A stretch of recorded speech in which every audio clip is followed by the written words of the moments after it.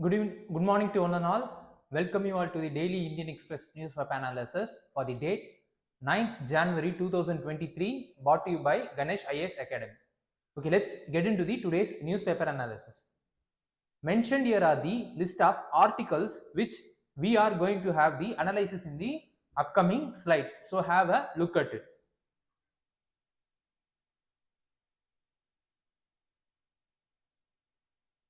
Okay, these are all the list of articles which we are going to have the analysis in the upcoming slide. So we will look into the analysis of every article one by one.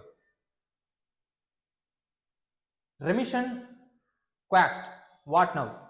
So the yesterday's Supreme Court judgment in Bilkis Banu's case, where the Supreme Court has quashed the remission which has been given for the those who have been accused in the Bilkis Banu's case. So this is what the news is about. Let's look into how the news has been related to examination.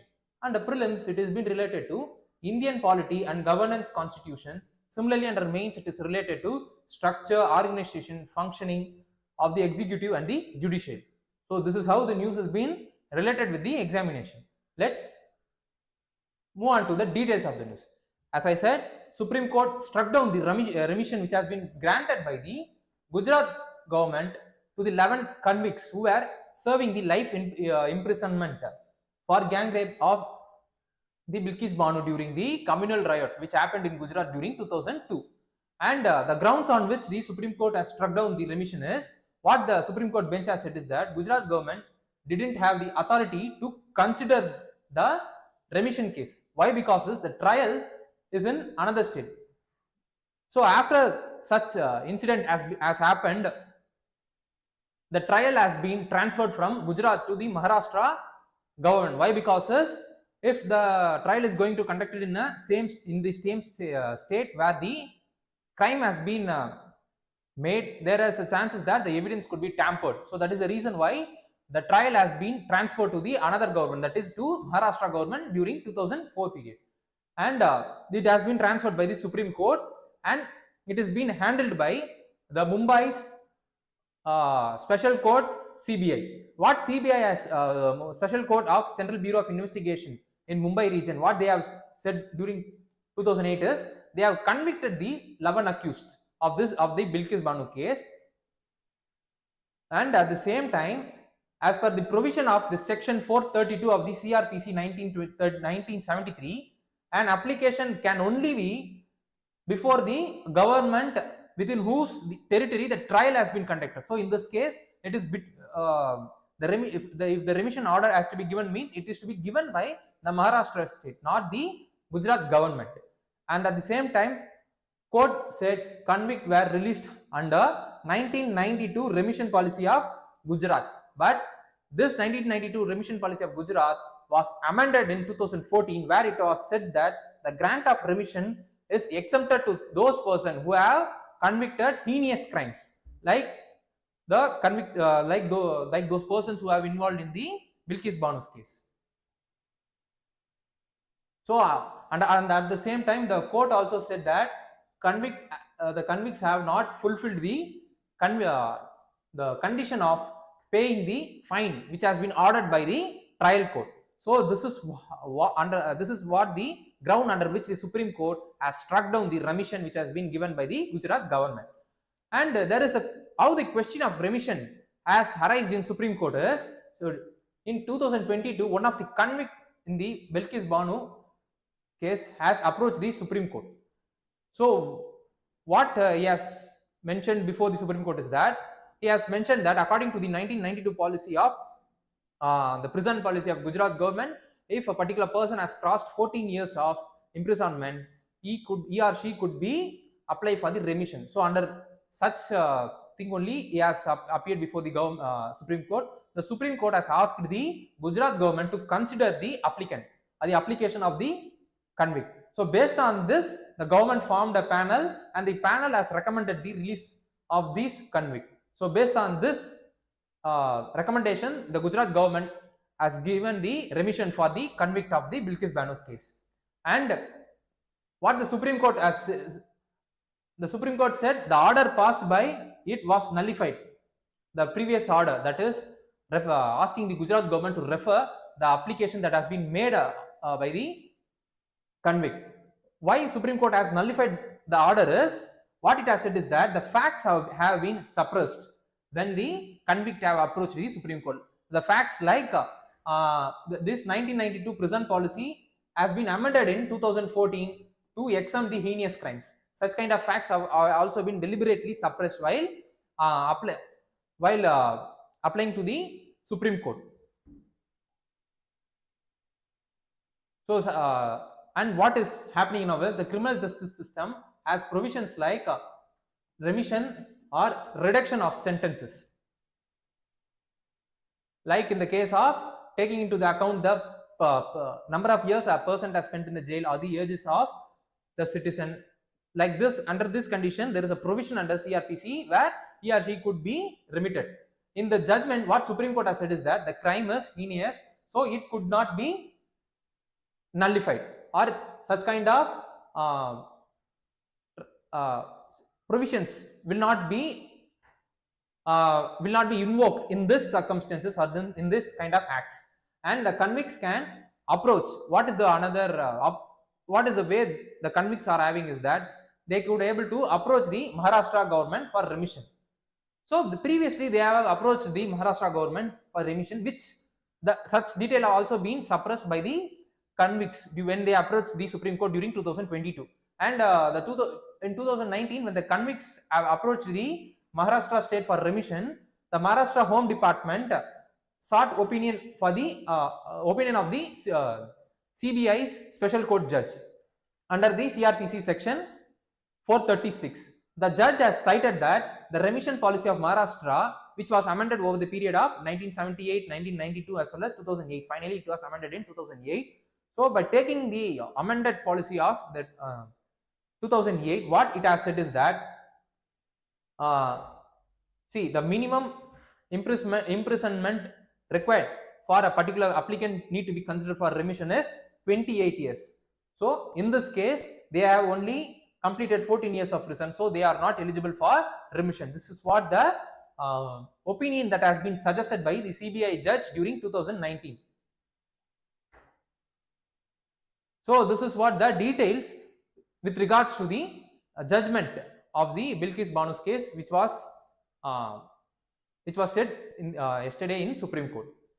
So what need to be studied further is, we should be aware of Supreme Court, High Court, and what are all the different constitutional provisions related to the Supreme Court as well as High Court. Secondly, we should also be aware of governors as well as presidents' judicial powers. Thirdly, we should also be aware of the tribunals, the statutory part of it, as well as what are the constitutional provisions available for it. So these are all the things which we needed to be further aware of, and with this we have reached the end of this topic.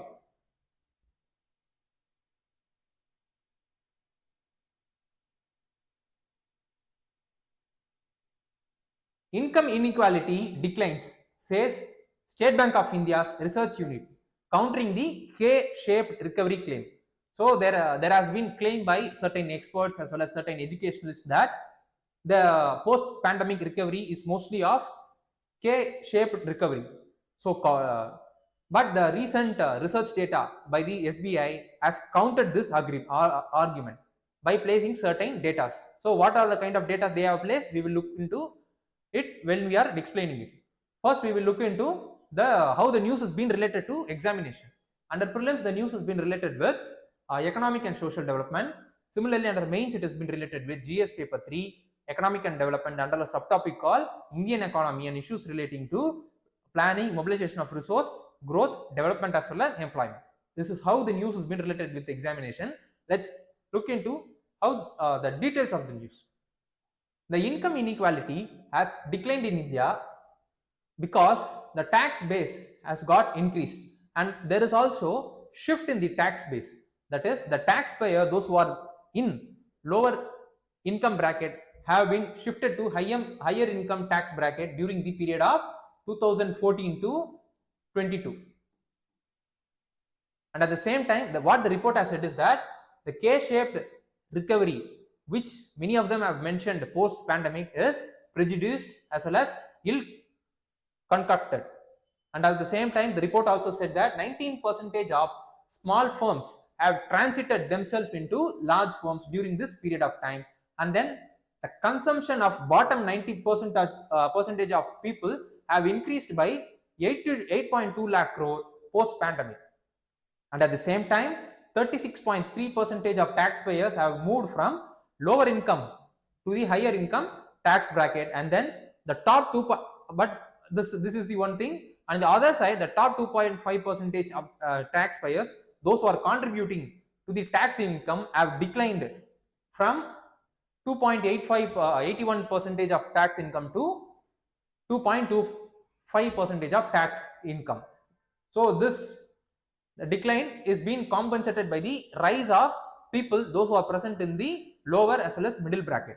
And then what is the Gini coefficient? That is the coefficient which is indicator to measure the income inequality in an economy. What it has said is that the income inequality has declined from 0.472 to 0.402 during the financial year 14 to 22.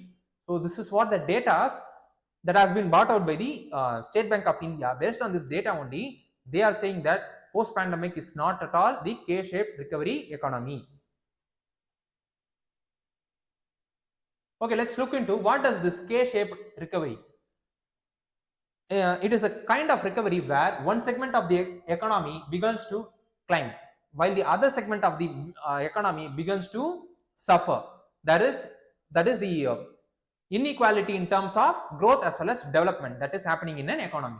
Such kind of recovery is called as K-shaped recovery. And what is the causes for K-shaped recovery is, first is the systemic inequality that is already present in the economy, and then the pre-existing social divides that is present between the societies. Thirdly, lack of inclusive policy making as well as policy implementation also act as another causes for the K-shaped recovery. What is the impact does the K-shaped recovery creates in an economy is, one part of the economy will be receiving high income, high savings, and at the same time they could able to consume more. On the other side, there will be people who will be losing their job, they will be losing their income, savings, and they will be trapped into debt. Such kind of things will be happening in an economy. Secondly, it will widen the economic inequality which has arisen because of the already present systemic inequality as well as the social divide. So it will further exaggerate the further widen the inequality, most importantly the economic inequality which is present in the society. So this is what the impact does it the K-shaped recovery creates. So what are all the other types of recovery is V-shaped, U-shaped, W-shaped as well as L-shaped. So these are all the types of recovery which indicates the kind of recovery an economy is having post the kind of recession like scenario. So what need to be studied further apart from it is we should be aware of what is DPSP and fundamental rights, what they have said in with regards to the inequality. Secondly, we should also be aware of Lorentz curve, and then Kuznets curve, and then the Atkinson index. So these are all the other areas which we needed to be further aware of. And with this, we have reached the end of this topic.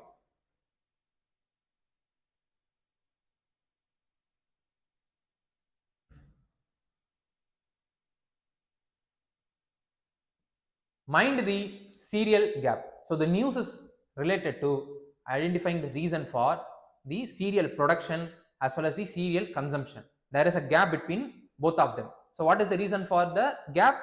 It has been discussed in this article. So this is how then this is what the article is about. Let's look into how the news has been related to examination. Under prelims, the news is related to current event of economic and social development. Similarly, under mains GS paper 3, under a topic agriculture through a subtopic called major crops, cropping pattern in various parts of the country, and different types of irrigation system, storage, transport and marketing of agriculture produce, and issues and related constraints in technology in the aid of farmers. So this is how the news is being related with the examination. Okay, let's look into the details of the news.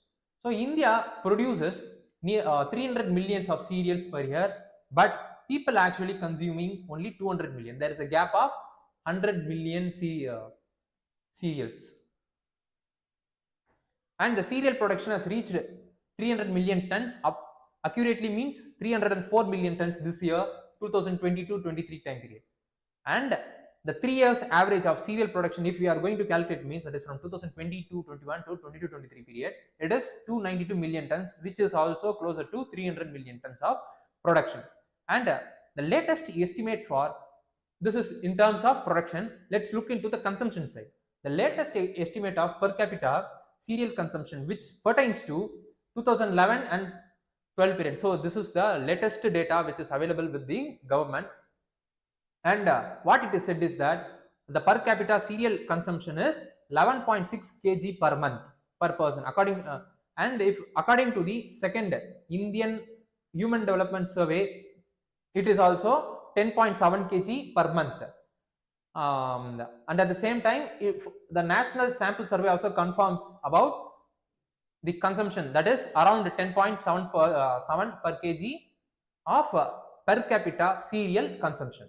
So what the data IHDS, that is Indian Human Development Survey, and then National Sample Survey during 2004-5, what they are saying is that the people have consumed 11.8 kg and then 11.6 kg respectively.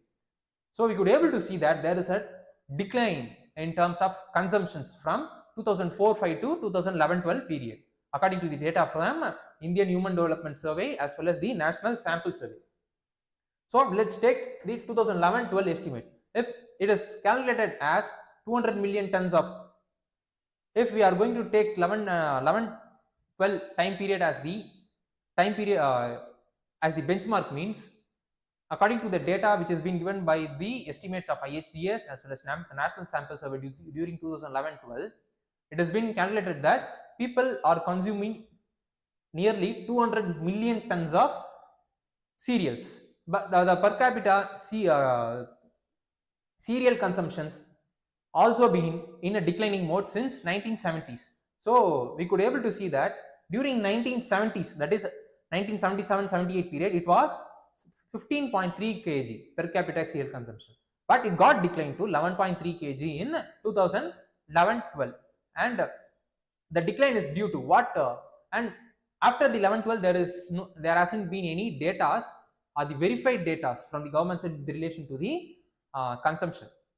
But what the experts or the article writer has said is that it could be because after post 2011-12 period also the consumption pattern or the per capita cereal consumption could have declined, and the reason for decline is because of increased urbanization, rising education level, and then the diversification in food intakes, and then reduction in activity level. That is, we are moving from the agriculture based economy to the service based economy. So the agriculture based economy requires more amount of labors. So the service based economy is the knowledge based economy, where the physical labor work is not required compared to the agricultural labor. So there is the reduction in activity level. So these are all the reasons why the consumption might have declined. This is what the suggestion being given by the article. And at the same time, how the difference of 100 million tons between the production as well as the consumption is accounted is, see, the government of India's annual economic survey traditionally detects 12.5% of the cereals that has been produced for seed, feed as well as the wastage to infer the net production from the gross production, and the net availability from this net production is calculated by adding net import as well as the reducing changes in the public stocks, that is the storage of the government. And in 2004-5 as well as 2011-12 period, the net availability per capita more or less matched the IHDS as well as the National Sample Survey consumption estimate. But in recent years, the same trend is also been emerging, but the gap is getting widened. So to see this, first first let us take 12 kg as the benchmark or the upper limit for the per capita consumptions, and if we are going to take the data from 2011-12 onwards, And if we are going to combine this with the economic survey population estimate, we can find a growing gap between the availability and the household consumptions during the last 12 years. And the gap has reached, the gap between the production as well as the consumption has reached 36 million tons in 2020-21 period, and then 33 million in 21-22 period. This is despite the record export of cereals during 2021 and 21-22 period. And at the same time, the trend is also been, if we going to replace this 12 kg consumption, per capita consumption, with the 10.7 kg estimate or the upper band, means it will be, the gap will be reaching, the gap will be net production as well as the consumption will be reaching 50 million tons. So on the whole, there is a gap. Even if we are going to calculate it from the gross production or the net production, there is still a gap emerges.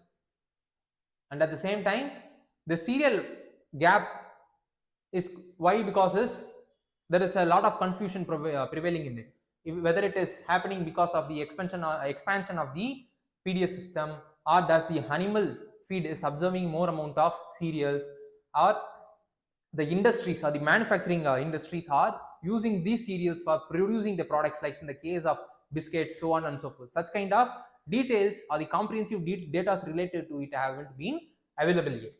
And what is the one thing is needed is,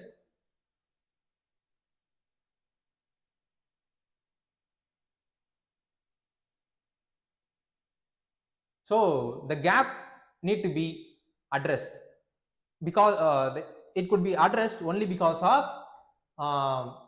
making the market more competitive by diversifying the products that has been produced.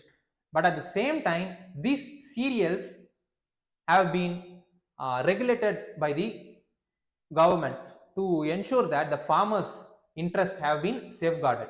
So that if on the one hand, if the market want to become competitive, means such kind of regulations need to be used. On the other hand, if the farmers interest need to be saved, means the policy regulations need to get ensured. So on both of, in between both of them, there need to be a balance need to be found. So this is what the article is about. And this is what the article is about, and the conclusion is about. Let's look into what need to be studied further. So we should be aware of what is MSP, what is PDS, and what is the midday meal scheme. So who is the implementing authority, who is the beneficiary of it? These are all the other areas which we needed to be further aware of. And with this, we have reached the end of this topic.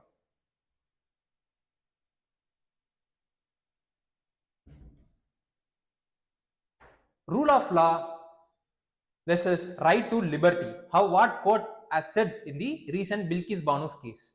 So this is what the news is about. Let us look into how the news has been related to examination. Under prelims, it is related to Indian polity. Similarly, under mains, it is related to GS2. Under topic polity, through a subtopic called structure, function, as well as organization and of the executive and as well as the judiciary. This is how the news has been related with examination. Let's look into the details of the news.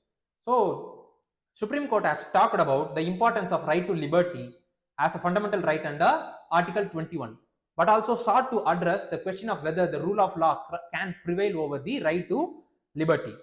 And what it also addressed, whether the convicts could be sent back to the prison or given the benefit of right to liberty. So this concerns have also been addressed by the Supreme Court in the recent judgment. So according to Supreme Court judgment, what it has said is that the right to liberty has the rule of law as defined by the Massachusetts Constitution of 1780, John Adams. What he has said is that a government of law, and it is not of men's. The rule of law is a concept that acts as check to executives' lawlessness by ensuring that no officials or administrators can arrest or detain person without legislative inaction, with legislative sanctions. And at the same time, the court explained the concept to mean that whenever the state fails to perform their duties that is to ensure that the rule of law prevails. If the state is failing to do this, means the court will step in to ensure that the rule of law is prevailing in the society. Such abuse could arise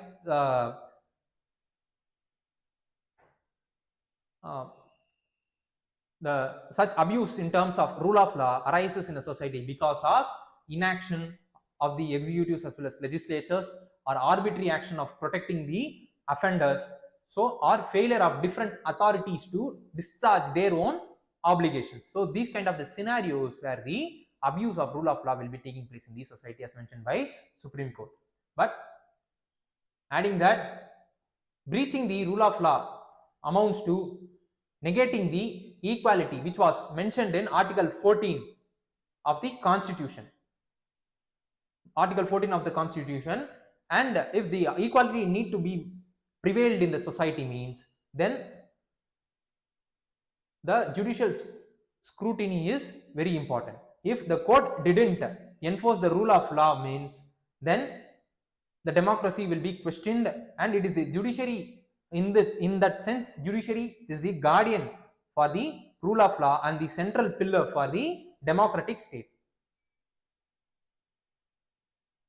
And at the same time, rule of law means no one is above law, and it is the basic rule of governance as well and the democratic polity. The concept is intertwined with the adjudication by the court. If the court has not have any power to enforce the rule of law, means then it doesn't have any meaning in the it doesn't have any kind of meaning. So what the Supreme Court has said is that the Biocon Supreme Court said is that what it is the Supreme Court, the judiciary is the Biocon in upholding the rule of law. Why? Because if the respective state high courts or the other judiciaries are going to implement the rule of law, means there won't be any kind of uniformity. There will be more the implementation of the rule of law will suffer because of selectivity and unmindfulness, which will be resulting in dangerous state of affairs in a democracy. So to overcome this, the rule of Supreme Court is very important in terms of upholding law by ensuring the uniformity in terms of enforcing the uniform rule of law across the state. So while enforcing the rule of law, the compassion as well as the sympathy has no role in playing. So everyone is within the framework of law, and the rule of law, and they should render the due obedience to the order made, and in the event of failure of compliance, the rod of justice will come down to punish them. Such kind of environment need to be there so that the crimes will not be taking place. And citing the words of Justice V.R. Krishna Iyer, what the Supreme Court has said is that the finest hour of the rule of law is when the law disciplines life and matches promise with performance, and at the same time the justice should remain loyal to the rule of law,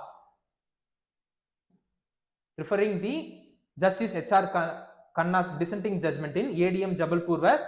Sivankant Shukla 1976, which is very important for our mains perspective. The court has said is that the law, what the justice said is that the rule of law is the antithesis of arbitrariness, and rejecting the convict's plea for protection of liberty, the court has held that the rule of law must prevail and the order of remission be set aside. So what it has said is that the rule of law will take over or override the personal liberty if it need to be ensured in the society. So this is what the thing is about. What need to be studied further is we should know about DPSP and the important provision of it, and the fundamental rights and all the important provision of it. And thirdly, we should also be aware of Supreme Courts as well as High Courts constitutional provisions. So these are all the other areas which we needed to be further aware of, and with this we have reached the end of this session, this topic.